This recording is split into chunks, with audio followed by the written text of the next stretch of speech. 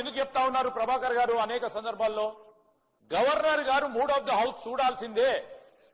అందుకోసమే వీరు ఈ విధంగా మాట్లాడుతూ ఉంటే గవర్నర్ గారిని మళ్ళా ఇంప్రెస్ చేస్తా ఉన్నట్టు సమ్ నెగిటివ్ కనోటేషన్స్ ఇస్తా ఉన్నట్టు కనబడతా ఉన్న సందర్భాన్ని కనబడొద్దని పొన్నం ప్రభాకర్ గారు ఇప్పటికే 4 సార్లు చెప్పారు.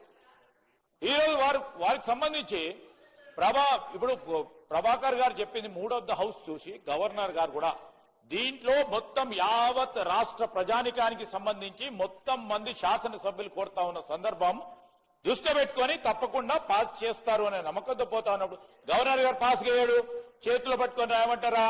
ఆయన ఏం సరి ఆయన నెగిటివ్ కనోటేషన్ తో పోకుండా పాజిటివ్ దృక్పథంతో బలహీన వర్గాలకు మేలు జరగాలనే ఒక కాంక్ష ఉండాలి, ఒక చిత్తశుద్ధి ఉండాలి. మనసులో ఉంటే తప్పకుండా ఇవాళ కాకుండా రేపైతే బాగుండాలి. వాళ్ళకి లేదు. వారు కూడా అన్నారు అధ్యక్ష, బలహీన వర్గాలకు సంబంధించి కేసీఆర్ గారు మాట్లాడింది కాదంటలేదు. ఈరోజు అదేవిధంగా బీసీ సప్లాన్ గురించి 2014లో 2-3 మార్లు మాట్లాడిండ్రు. మేము లేకపోవచ్చు, ఇక్కడ ఉన్న ఇతర గౌరవ సభ్యులు ఉన్నారు. ఇక్కడ బట్టి విక్రమార్క గారు ఉన్నారు. ఈరోజు మేము చెప్తా ఉన్నాం 2014లో బీసీ సప్లాన్ పెడతామని ఇదే శాసనసభలో అదే పార్టీకి సంబంధించిన నాయకులు మాట్లాడటం జరిగింది అధ్యక్ష. ఈరోజు మేము సైంటిఫిక్ గా ఎంపరికల్ డేటాను కలెక్ట్ చేసుకొని మరి పోతా ఉన్న సందర్భాన్ని ఇవాళ కాకుంటే రేపో ఎల్లుండో దాన్ని తప్పకుండా చేసి తీరుతాము. మేము చేసిన ఒక కార్యాచరణ, ఒక ప్రణాళిక, అదేవిధంగా సైంటిఫిక్ ఎంపెరికల్ డేటాను తీసుకెళ్లి ఎవరు ఆపలేరు అధ్యక్ష. దీన్ని 42% చేసి తీరుతాం అధ్యక్ష. సార్ ముఖ్యమంత్రి గారు చాలాసార్లు బయట మాట్లాడుతుంటారు అధ్యక్ష.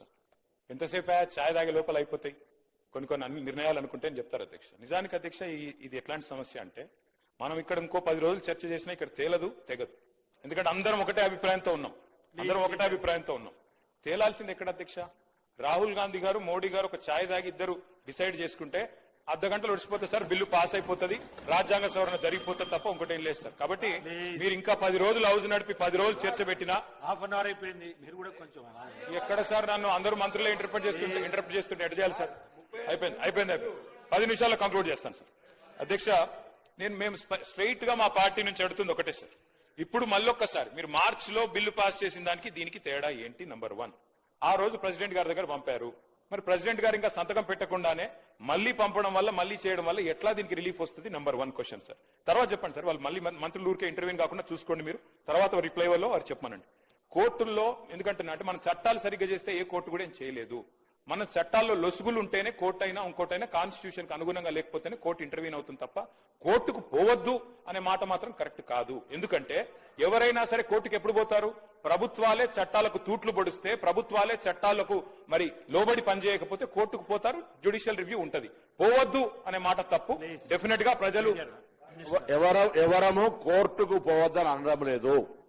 మేము ఆ న్యాయస్థానాల పట్ల గౌరవం ఉంది. కానీ మీ మాటలు కోర్టుకు పోవాలే అనే అటువంటి సంకేతాన్ని ఇచ్చే విధంగానే మీరే పోతారు అనేటువంటి విధంగా సంకేతం ఇచ్చే ప్రయత్నం జరుగుతోంది. ఇంతకంటే మీరు అన్నట్టుగా నరేంద్ర మోడీ గారు, రాహుల్ గాంధీ గారు ప్రధాన ప్రతిపక్షంగా కూర్చుంటే షెడ్యూల్ 9 ప్రకారంగా వస్తుంది. కానీ ఇలా రాజ్యాంగంలో సుప్రీంకోర్టు జోక్యం చేసుకొని తమిళనాడు కోర్టు ప్రభుత్వంకు సంబంధించిన నివేదికల మీద చర్చించింది. నేను ఇవాళ మీ ద్వారా కోరుతా ఉన్నా, గౌరవ పార్టీ పరంగా మాకు సంబంధించిన కొంతమంది మంత్రులు, సిపిఐ నాయకులు కూనంనేని సాంబశివరావు గారు, ఎంఐఎం తరఫున, అదేవిధంగా బీజేపీకి సంబంధించి మీరు వర్కింగ్ ప్రెసిడెంట్ గా మీరు, మీ బలహీన వర్గాల మంత్రి కమలాకర్ గారు రండి. రేపు గవర్నర్ గారు కలిసి మూడ్ ఆఫ్ ది హౌస్ కు సంబంధించి వివరిద్దాం. దీనికి సంబంధించి ముందుకు పోయే ప్రయత్నం చేద్దాం. ఎవరైనా అటువంటి ప్రయత్నాలు ఆపడానికి ప్రయత్నం చేస్తే అడుగుదాం. ఇది గాక ఏ మార్గం